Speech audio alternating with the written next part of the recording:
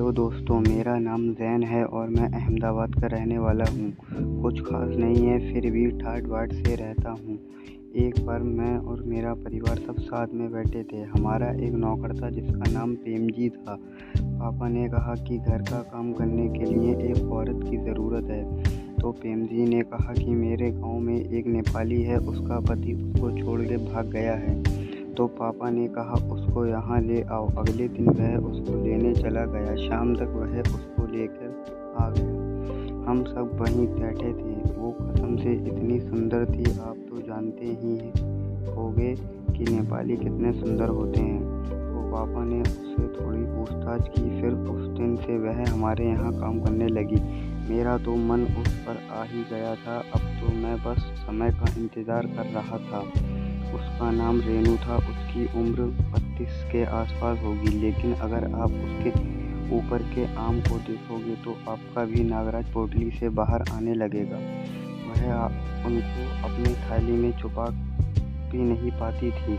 उसको अपनी साड़ी का पल्लू उस पर ढकना पड़ता था। एक बार रात को सब सो गए, फिर मैंने सोचा कि शुरुआत तो करनी ही पड़ेगी। मैं धीरे से खांसा तो उसकी नींद नहीं खुली। मैंने सोचा कि अब क्या करूं। मैं थोड़ा तेज खांसा, फिर उसकी नींद खुल गई और उसको हम हमारे कमरे में ही सुलाते थे।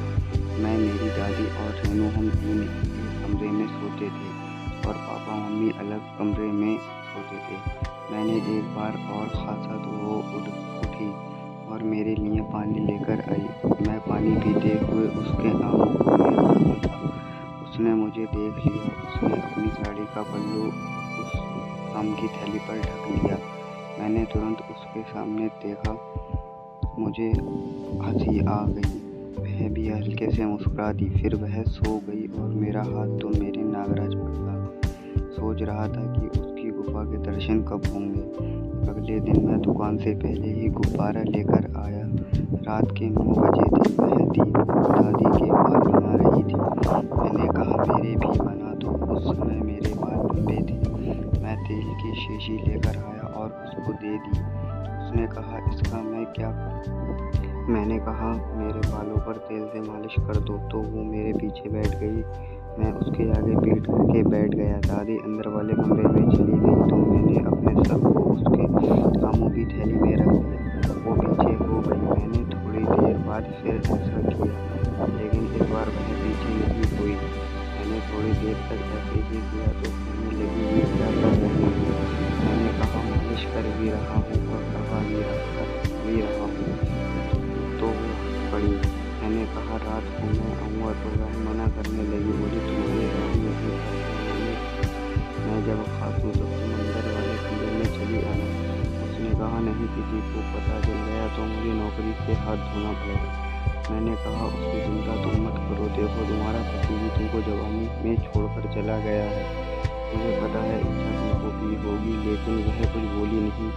फिर वो वहाँ से उठ गई और चली गई। रात को मैं जल्दी ही सो गया था। मैं करीबन 2 बजे उठा। तब तक घर में सब सो चुके थे। रेनू भी सो गई थी। मैं खांसा लेकिन वह नहीं उठी। मैं फिर से ज़ोर से खांसा तो उसकी नींद खुल गई। हल्का सा उजाला था कमरे में। दीदी दूसरी तरफ मुँह करके सोई थी। मैंने उसको अंदर का इशारा किया, लेकिन वह तो डरी हुई थी।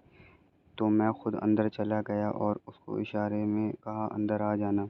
और फिर वो भी मौका पाते ही मेरे पास आ गई और बोली क्या है, जल्दी बताओ। फिर मैंने उसको पकड़ लिया और उसके आम की थैली में से आम निकाल कर पीने लगा। इतने बड़े थे कि मेरा पूरा मुंह आम में ही घुस गया। उसने मेरी पोटली में रखा नागराज बाहर निकाला और सहलाने लगी। नागराज तो बिल्कुल कड़क था, फन मारने का इंतज़ार कर रहा था। और फिर मैंने नीचे वाली ज़मीन वाली गुफा को खोला और उसके मुंह पर नागराज रख दिया और फिर सांप गुफा का खेल खेलने लगा। रेनू बोली नागराज तो बहुत ही कड़क लग रहा है, आज ये मार डालेगा। मैंने बोला नहीं, तेरी गुफा इतनी गहरी है कि अभी 3-4 नागराज और आ जाएंगे। फिर वो हंसने लगी और बोली तू अभी बच्चा है। फिर मेरे नागराज ने उल्टी कर दी। तो धन्यवाद दोस्तों। अगर कहानी अच्छी लगी हो तो कृपया लाइक ज़रूर करें एंड सब्सक्राइब ज़रूर करें चैनल को।